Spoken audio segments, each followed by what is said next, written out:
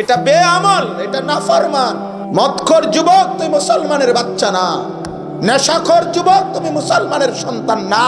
চরিত্রহীন লম্পট নারী উলঙ্গ ছবি, মোবাইলের অশ্লীল দৃশ্য যারা দেখো, জিনা ব্যভিচারের আড্ডায় কোন হারাম মেয়ের সাথে অসৎ সম্পর্ক করেছ, বাস্তব অর্থে প্রকৃত অর্থে কোরআনের ভাষায় তুমি কোনো ইমানদারের বাচ্চা না বেটা। নাফরমান তুই বেটা, নাফরমান বেটা, নাফরমান বেটা। 365 দিনে খোদার এক বছরে বেটা একদিনও ফজরের নামাজ পড়লি না, তুই কোন মুসলমানের বাচ্চা বেটা? নাফরমান মানুষের বাচ্চা এত বড় নিকৃষ্ট হয় কেমনে বেটা? মুসলমানের ঘরে জন্ম নিয়ে এত বড় হাইওয়ান কেমনে হই বেটা?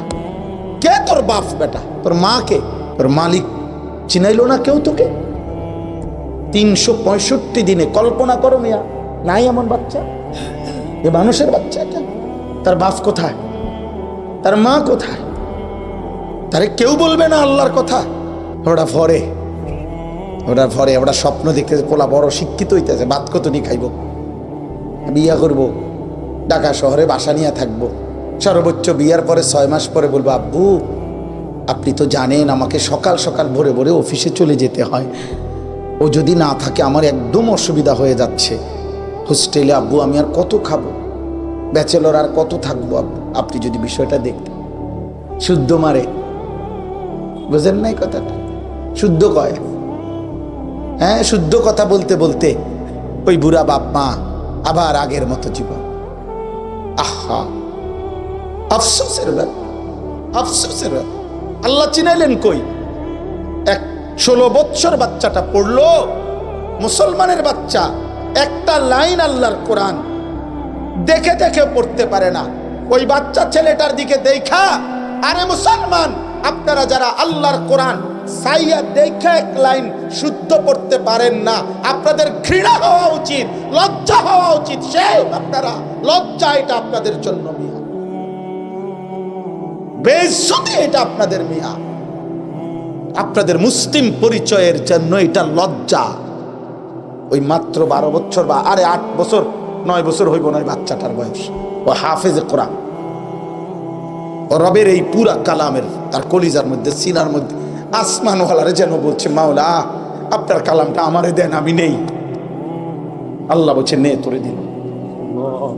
ওই যেন বলছে আল্লাহ আমার সমাজের লক্ষ ইমানদার পরিচয়ধারী মুসলমান জীবনে কোনোদিন 1 পৃষ্ঠা কোরআন পড়েও নাই, ঠিক আছে আমারে দেন, আমি নেব। আল্লাহ বলছে ঠিক আছে বান্দা তুই নে। একটা ছোট্ট ঘটনা আছে কিতাবে, হযরত ইউনুস আলাইহিস সালাম, নাম শুনছেন না? এই ইউনুস আলাইহিস সালাম একটা পর্যায়ে আল্লাহকে বলছিলেন আল্লাহ আমার জাতির এগুলার কালেমা পড়বে না, হেদায়েত পাবে না, আপনি এগুলারে সব দিরে ধ্বংস করে দেন। মানে ইউনুস আলাইহিস সালাম নিজের থেকে বলছিলেন। তো আল্লাহ তাআলা তখন বলছিলেন ইউনুস ও একটু দূরে একটা লোক মাটি দিয়া মাটির পাতিল বানাইতেছে, অনেকগুলো বানাইয়া রাখছে, কুমার তুমি তার কাছে একটু যাও। তো গেছে, গিয়া আল্লাহ তাআলা বলছে ইউনুস তুমি ওই লোকটারে একটা বলো একটা বার যে আপনার যে হাতে বানানো, নিজের হাতে বানানো মাটির এই পাতিল যেগুলা মাটি দিয়া বানাইছেন, একটা পাতিল ভাঙ্গা ফেলেন। তো ইউনুস আলাইহিস সালাম এটা বলছে, লোকটা বলছে আপনি কি বললেন? এটা আমার এত কষ্টে নিজের হাতে বানানো মাটির পাতিল, আমি এটা ভাঙবো কেন? আমি কেন ভাঙবো আমার হাতে গড়া পাতিল? ইউনুস আলাইহিস সালাম আল্লাহকে বলছে আল্লাহ ও তো বলতেছে তার নিজের হাতে গড়া পাতিল সে ভাঙবে না।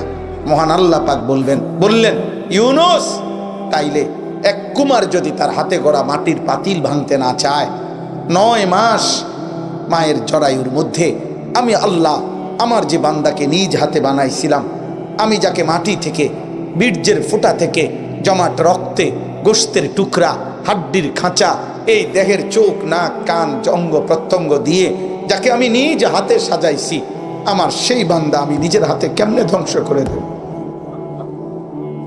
ও যদি মাটির একটা পাতিল ভাঙতে না চায়, আমার বান্দা আমি ধ্বংস করব কেন? ওরা আমি বানাইছি না,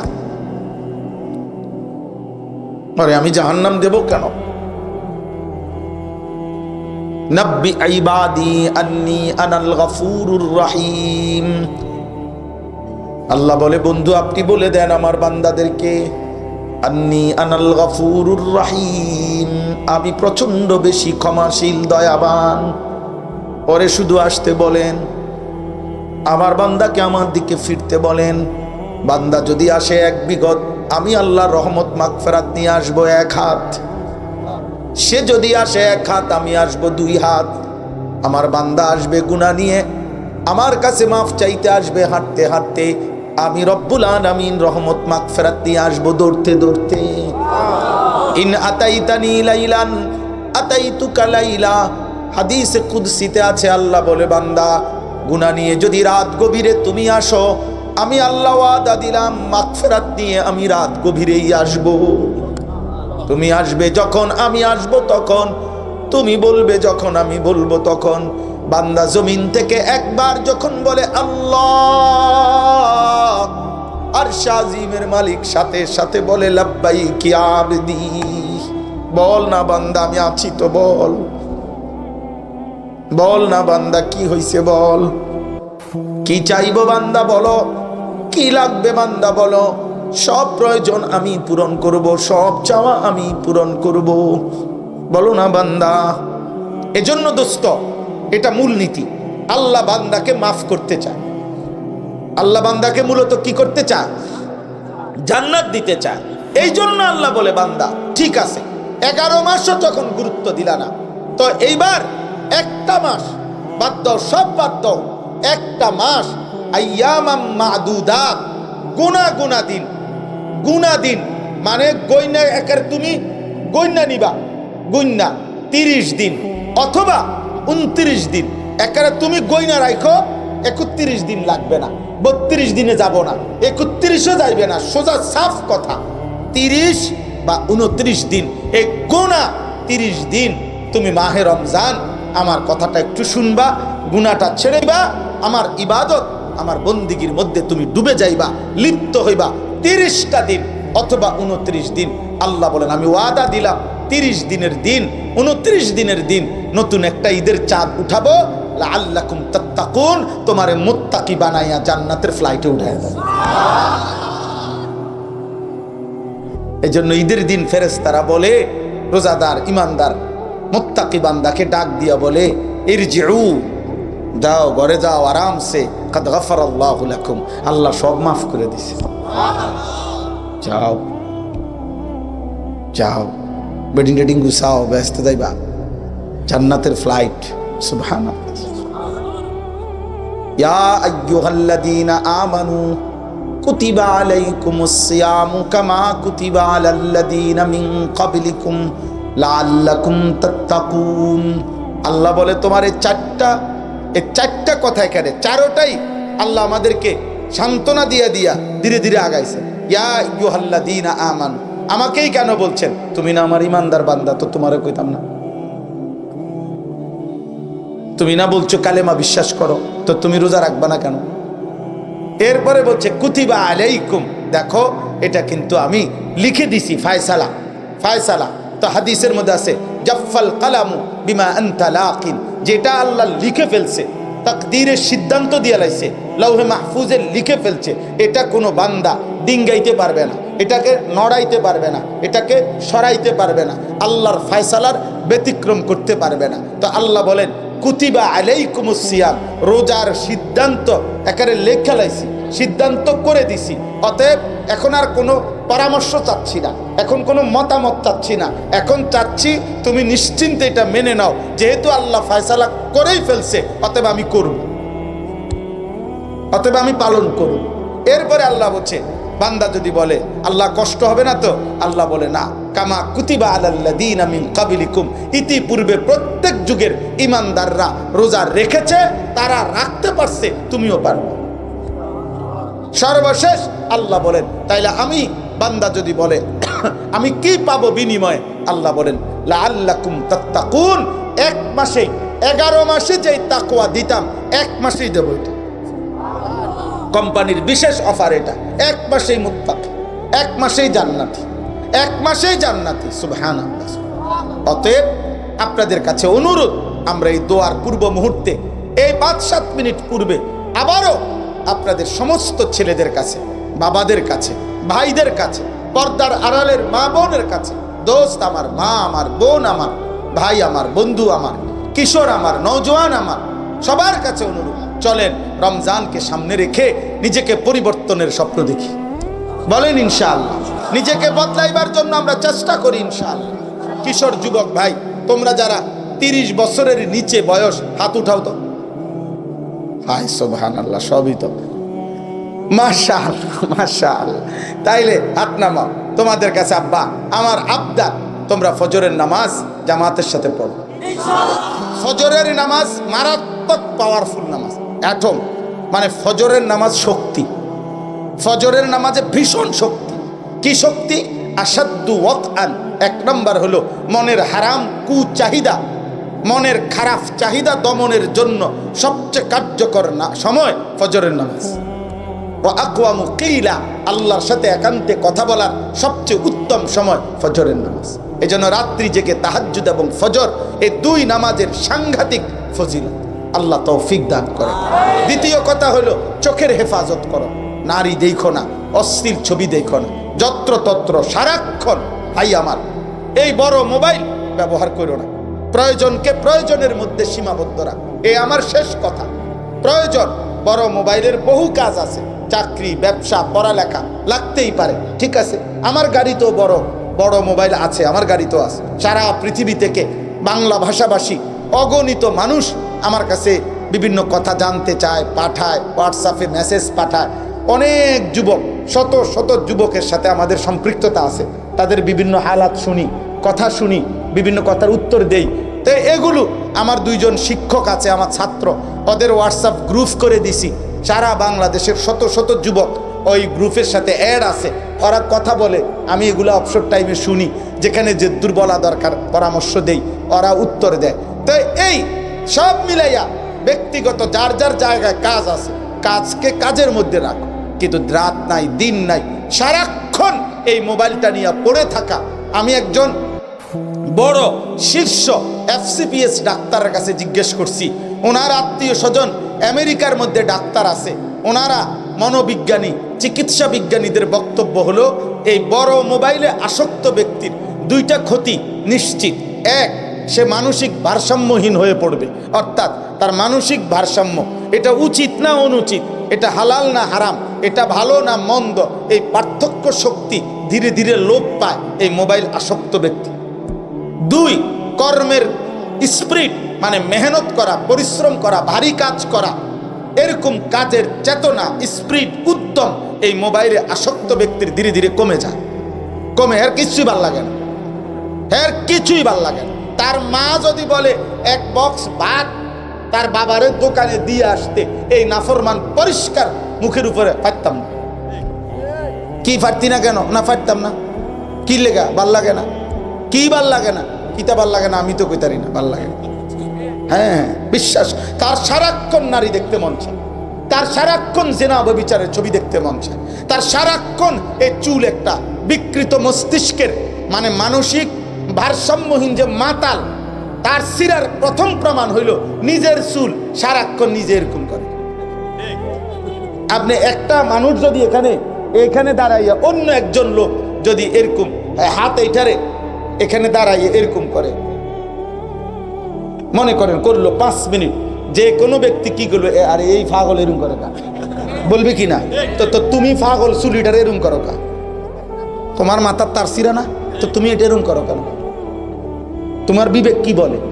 বুঝি একটা পুরুষ, একটা যুবক, একটা বয়স, এমন জওয়ানি কাল, তোমারে বুঝি একটা কাম দিছে, এইটা চুলটার এরকম করো? পাগল। তুমি কত নারী দেখবা, তোমার কত ছবি দেখা দরকার? এত উলঙ্গ নারী দেখে তুমি করবাটা কি? একজন পুরুষের তো এত মহিলা দরকার নেই। আর যেই চাহিদা আল্লাহ দিয়েছেন সেটা তো পূরণের ব্যবস্থা আল্লাহ রাখছেন। খাবারের চাহিদা, পেটের ভোগ কে দিয়েছে? তো খাবারের ব্যবস্থা নাই। পানির চাহিদা, তৃষ্ণা কে দিয়েছে? তো পানির ব্যবস্থা নাই। তো লজ্জাস্থানের চাহিদা পূরণের বৈধ হালাল পবিত্র ব্যবস্থা মহান আল্লাহ পাক বিবাহের মাধ্যমে রেখেছেন, সেটা তো যথাসময়ে আসবে। তুমি অপেক্ষা করো। এখন যারা ক্লাস 8-এ পড়ো, তারা এই বছর SSC পরীক্ষা দিয়ে লাও। কথা বলে না। এই বছর যারা SSC উঠছ, তোমরা এবার অনার্স 4th ইয়ার পরীক্ষাটা দিয়ে লাও। সম্ভব? কি করতে হবে? অপেক্ষা করতে হবে। কি করতে হবে? তো তুমি অপেক্ষা করো, তুমি অপেক্ষা করো, নির্দিষ্ট সময়ে তোমার জন্য পৌঁছবে। এই পৃথিবীতে মানুষের এই চাহিদা পূরণের জন্য যুগ যুগ ধরে আল্লাহ তাআলা নারী পুরুষের হালাল এই পবিত্র বিবাহের ব্যবস্থা এটা আল্লাহ করেছেন না? তা আমরা অপেক্ষা করি। আল্লাহ তৌফিক দান করেন, আল্লাহ কবুল করে নেন। ভাইয়া, কোনোভাবে ইউরোপিয়ান কাফের বেঈমানদের তাদের মেশিন দেখো না, যন্ত্রপাতি মেশিন প্রযুক্তি না, তাদের আখলাক দেখো, তাদের চরিত্র দেখো, তাদের জীবন চলা দেখো, তাদের নারী পুরুষের অবাধ মেলামেশা দেখো, তখন বুঝবা যে তাদের নীতি নৈতিকতা কোথায়। আল্লাহ আমাদেরকে হেফাজত করে। অতএব আমরা ইনশাআল্লাহ সমস্ত যুবক ভাই চেষ্টা করব নিজেদের চোখ হেফাজত করতে। বলেন ইনশাআল্লাহ। ফজরের নামাজ পড়বো ইনশাআল্লাহ। আল্লাহ তাআলা আমাদের সবাইকে তৌফিক দান করে। আমি এখন দোয়া করব। দোয়ার আগে 5 মিনিট সময় আমরা এই 5-6 মিনিটে আমাদের এই মাদ্রাসা, আমার প্রিয় বন্ধু হযরত মাওলানা আব্দুস সবুর সাহেব, আলহামদুলিল্লাহ মাওলানা অনেক ফিকির করে মেহনত করে এই মাদ্রাসা চালু রেখেছে।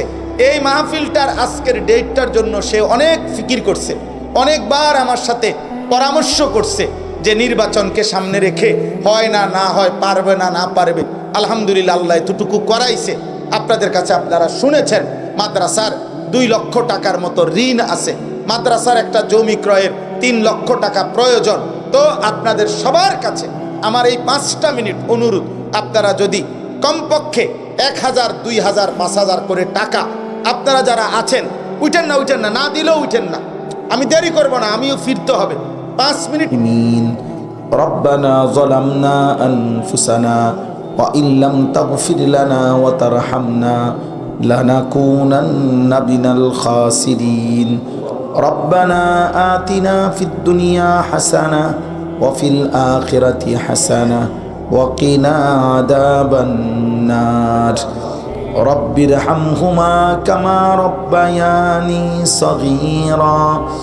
ربنا هب لنا من أزواجنا وذرياتنا قرة أعين وجعلنا للمتقين إماما। মওলায়ে করিম আপনি মাফ করে দেন, রব্বে করিম আপনি মাফ করে দেন, মেহেরবান মওলা আপনি মাফ করে দেন।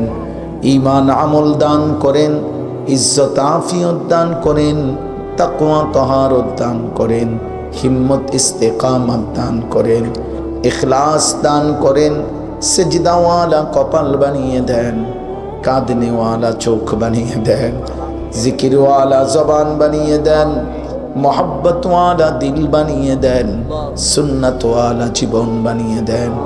আল্লাহ একটা একটা কিশোর যুবককে বদলে দেন, বদলে দেন, বদলে দেন, বদলে দেন।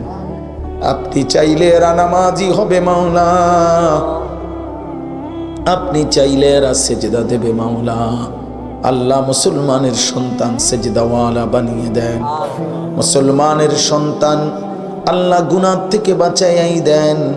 আল্লাহ নাফরমানির রাস্তা ত্যাগ করার তৌফিক দান করেন। সমস্ত কবরবাসীদেরকে মাফ করে দেন, কিয়ামত পর্যন্ত কবরের আযাব মাফ করে দেন। আল্লাহ আমরা যে যাকে হারিয়েছি আমাদের সমস্ত কবরবাসীদেরকে মাফ করে দেন, কিয়ামত পর্যন্ত কবরের আযাব মাফ করে দেন, কবরগুলোকে জান্নাতের টুকরা বানিয়ে দেন। আল্লাহ আপনার নূরে রহমত দ্বারা ভরপুর করে দেন। অসুস্থ বিমারি যারা শিফা করে দেন, কামাই রুজিতে হালাল বরকত দান করেন, হারাম থেকে বাঁচান। আল্লাহ আমরা যারা বেঁচে আছি আপনার গোলামি, আপনার বন্দিগি করার তৌফিক দান করেন। মাহে রমজান পর্যন্ত হায়াত দান করেন, রমজান পর্যন্ত পৌঁছিয়েই দেন। আল্লাহুম্মা বারিক লানা ফি রজব ওয়া শাবান ওয়া বাল্লিগনা রমাদান, ওয়া বাল্লিগনা রমাদান। আল্লাহ আল্লাহ আপনি রমজান পর্যন্ত হায়াত ভিক্ষা দেন, রমজানের তাকওয়া রহমত মাগফিরাত আমাদেরকে দান করেন। আল্লাহ রমজানকে টার্গেট করে, কেন্দ্র করে আল্লাহ কিশোর যুবকের জীবন বদলে দেন। আল্লাহ মাহমুদিয়া মাদ্রাসাকে কবুল করে নেন, আল্লাহ মাহমুদিয়া মাদ্রাসাকে কবুল করে নেন। আল্লাহ প্রিয় বন্ধু অনেক ফিকির করে, কষ্ট মেহনত করে আল্লাহ মাদ্রাসা সাজিয়েছে। আল্লাহ আল্লাহ অভাবে ফেলিয়েন না, ঋণগ্রস্ত রাইখেন না। আপনার খাজানায় কোনো অভাব নাই মাওলা। আপনি চাইলে সব হবে, আপনি না চাইলে কিছুই হবে না রে মাওলা। আপনার রহমের এক ফোঁটা পেলে সব অভাব পূরণ হয়ে যাবে। আল্লাহ মাদ্রাসার জরুরত আপনি পূরণ করে দেন, মাদ্রাসার ঋণগুলো আপনি আদায় করে দেন, আপনার গায়েবের খাজানা থেকে ইন্তজাম করে দেন। আল্লাহ ছাত্র উস্তাদ সকলকে ইখলাস ও তাকওয়া দান করেন। আল্লাহ প্রথম দিন থেকেই পর্যন্ত মাদ্রাসায় যখন যারা যেটুকু দান করেছে, আল্লাহ প্রত্যেকেই ভালোবাসা দিয়ে দান করেছে। সকলের দান, সকলের সাদাকায় বরকত দান করেন। যে যেই মাকসাদে দোয়া চেয়েছে প্রত্যেকের নেক মাকসাদ আপনি পূরণ করে দেন, অভাব দূর করে দেন, ঋণ মুক্ত করে দেন। আল্লাহ মাদ্রাসায় আরও ছাত্র মিলায়া দেন, উস্তাদ মিলায়া দেন, এলাকাবাসীর দিল মাদ্রাসার সাথে মদিনার আনসারদের মতো বানিয়ে দেন। আল্লাহ মাদ্রাসার নতুন জায়গা, আল্লাহ সব কিছু আপনি হুসনে ইন্তজাম করে দেন। আল্লাহ আপনি আমাদের সকলের উপরে খায়ের ও বরকত নাযিল করেন। যার যত নেক তামান্না আছে পূরণ করে দেন, অভাব দূর করে দেন। আল্লাহ যে যত অঞ্চল থেকে দূর দূর থেকে ছুটে ছুটে এসেছে, আল্লাহ আপনি সবাইকে কবুল আর মনসুর করেন। আল্লাহ আমার দেশকে নিরাপদ করে দেন, নির্বাচনকে সামনে রেখে মারামারি হানাহানি থেকে বাঁচান মাওলা।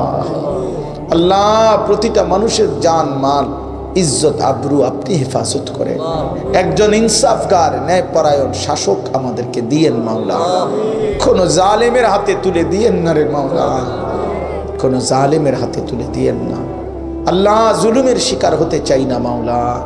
ইজ্জত নিয়ে কোরআন বুকে সেজদা দিয়ে বাঁচতে চাই মাওলা।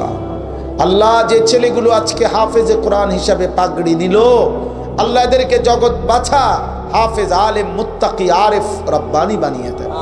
আল্লাহ ছোট্ট মাসুম ছেলেটাকে আল্লাহ আপনি হাফেজ রব্বানি হিসাবে কবুল করেন। বাকি ছেলেগুলোকেও আপনি কবুল করেন, এদের খানদানকে মাফ করে দেন। মাদ্রাসার বাকি ছাত্রগুলোকেও আপনি আলেমে বা আমল বানিয়ে দেন। রব্বির হামহুমা কামা রব্বায়ানি সগীরা। আয় আল্লাহ পর্দার আড়ালের আমার মা বোনদেরকে মাফ করে দেন, আবেদা সালেহা হিসাবে কবুল করেন, মা ফাতেমা রাবেয়া বসরিয়ার মতো বানিয়ে দেন। সুবহানা রব্বিকা রব্বিল ইজ্জাতি আম্মা ইয়াসিফুন ওয়া সালামুন আলাল মুরসালিন ওয়ালহামদুলিল্লাহি রাব্বিল আলামিন।